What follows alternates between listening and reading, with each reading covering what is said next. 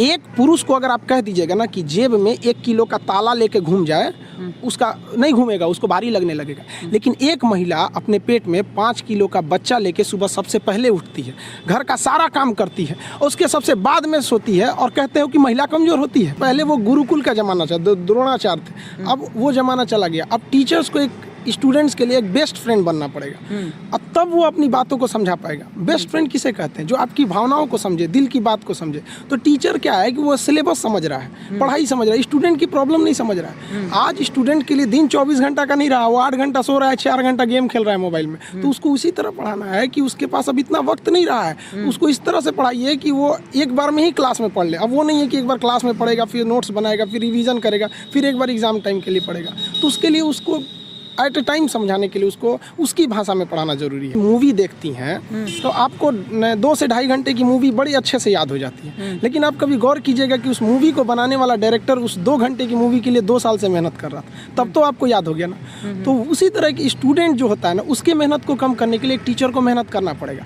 उसे प्रेजेंटेशन देना पड़ेगा, उसे अपनी भाषा में बताना पड़ेगा कि एक लड़का जो है वो भोजपुरी बेल्ट का है। भोजपुरी वालों को तो पहले ये लगता है कि हम बहुत पीछे हैं। अरे भाई, तुम नहीं पीछे हो, जितना एक CBSE ICSE बोर्ड का जानता है उतना ही तुम जानते हो। बल्कि ये जो गांव के लड़के हैं ये ज़्यादा मेहनत करते हैं, 20-20 किलोमीटर साइकिल चला के आते हैं। किसी शहर के लड़के के लिए पॉसिबल नहीं है उतना, तो ये ज़्यादा मेहनत करते हैं। तो इनके लिए क्या होता है ना कि इनके पास सुविधाएं नहीं है। लेकिन अब डिजिटल इंडिया आ चुका है, अब हर चीज़ उनको डिजिटली दिखता है, प्रेजेंटेशन अच्छे से दिखता है, तो उनके अंदर भी एक एनर्जी आती है, उनको भी लगता नहीं हम भी कर सकते हैं। तो टीचर्स की मेहनत ज़रूरी होता चाहिए करने के लिए। हम जिस दिन हिंदुस्तान का लड़का इस एनर्जी के साथ स्कूल में जाएगा, जिस एनर्जी से वो सिनेमा घर में जाता है किसी मूवी को देखने के लिए, उस दिन ये देश बदल जाएगा।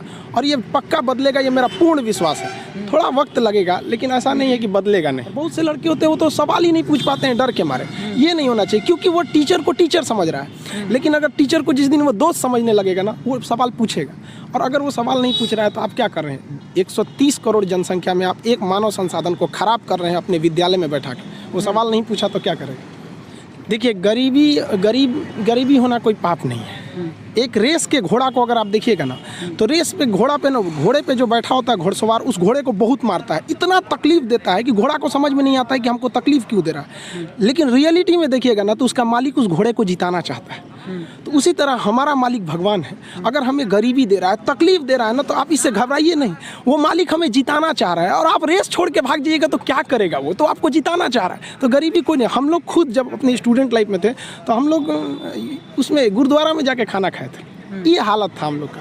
इसीलिए हम भी अब कभी कभी जहाँ पे मतलब फ्री डोनेशन में नहीं, समाज सेवी लोग खाना खिला देते हैं, उतना घर से हम लोग कभी कुछ नहीं था, तो वहाँ जाके खाना खा लेते थे। इसीलिए अब जब आदमी के पास है तो हम लोग भी थोड़ा अनाथ आश्रम या ऐसे चीज़ों पे हेल्प कर देता है। तो ऐसा नहीं है कि हम लोग भी बहुत बड़े घर से आए थे लोग, ऐसा नहीं है। तो गरीबी कोई बाधा नहीं उत्पन्न करती। डॉक्टर ये सोचने लगे ना कि हम डॉक्टर हैं, तो फिर मरीज का अच्छा से इलाज नहीं कर पाएगा। अगर डॉक्टर ये सोचे ना कि हम भी मरीज हैं, और ये सोच के वो इंजेक्शन लगाए कि हम अपने को लगा रहे हैं, तो फिर उस मरीज को बड़ा कम दर्द होगा। तो टीचर जब ये सोच के पढ़ाने लगेगा ना कि हम टीचर हैं, तो फिर स्टूडेंट को समझने में दिक्कत आ जाएगा। तो टीचर को ये सोचना चाहिए ना कि हम भी एज एक स्टूडेंट की तरह ही हैं, और एकदम मिनिमम भाषा, मतलब एकदम नॉर्मल भाषा में उसे समझा सके। तो इसलिए आदमी को खोजते रहता है किस भाषा को वो समझ सकता है, इसलिए आदमी उस भाषा में बताता है। देखिए, ये ऐसा नहीं है कि हम ये कह देंगे कि मिल नहीं रहा है, मिल तो रहा है। लेकिन देखिए, अगर हम लोग भारत को अगर विश्व के परिप्रेक्ष्य में देखेंगे तो भारत बहुत दुनिया का सबसे बड़ा लोकतंत्र ही मानते हैं, लेकिन ये एकदम नया लोकतंत्र है। हमें अंग्रेजों ने 1947 में अंधेरी गली के मुहाने पे छोड़ के गए थे, तो उस वक्त से धीरे धीरे सुधार हो रहा है। इसमें 2 चीज़ें की ज़रूरत है। जो लोग अपने आप को पुरुषवादी समाज समझते हैं कि सब कुछ पुरुष ही कर सकता है, तो हम उन लोगों से पूछना चाहते हैं कि तू 1947 से लेकर 2020 तक क्या कर रहे हो? क्यों नहीं देश आगे गया? क्योंकि देश ने महिलाओं को बराबरी का मौका ही नहीं दिया। और जिस दिन ये महिलाएं आ जाएंगी ना, उस दिन देश आगे चला जाएगा। और अगर ये हम लोग ये सोचते रहेंगे महिलाओं को छोड़ के आगे बढ़ जाएंगे, तो फिर आप 1947 से लेकर 2020 आ गया, क्या कर लिए यहाँ पर? एक पुरुष को अगर आप कह दीजिएगा ना कि जेब में 1 किलो का ताला लेके घूम जाए, उसका नहीं घूमेगा, उसको भारी लगने लगेगा। लेकिन एक महिला अपने पेट में 5 किलो का बच्चा लेके सुबह सबसे पहले उठती है, घर का सारा काम करती है, उसके सबसे बाद में सोती है, और कहते हो कि महिला कमजोर होती है।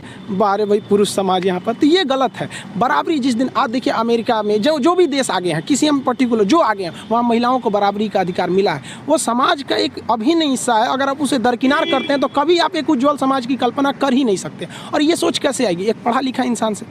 तो जब तक शिक्षा एक ऐसा चीज़ है, रामबाण आप कह सकते हैं इसे, इससे आप जनसंख्या को कंट्रोल कर सकते हैं। हमें नहीं लगता है कि कोई पढ़ा लिखा इंसान है उसके 8-10 बच्चे होंगे, रेयर ही ऐसा होगा कभी आप। लेकिन अगर देखेंगे जिनके 8 है 10 बच्चे हैं, जो जनसंख्या भी तो एक देश का बहुत बड़ा समस्या है। तो इसका मूल जड़ क्या है? अशिक्षा है।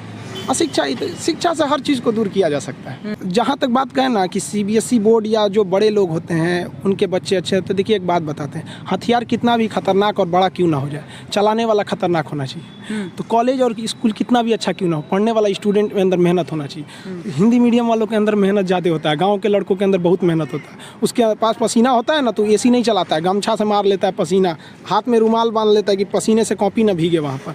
उसके पास तकिया नहीं होता है मोड़ने के लिए, हाथ मोड़ के लगा लेता है तकिया, वो पढ़ता है सुबह उठ के।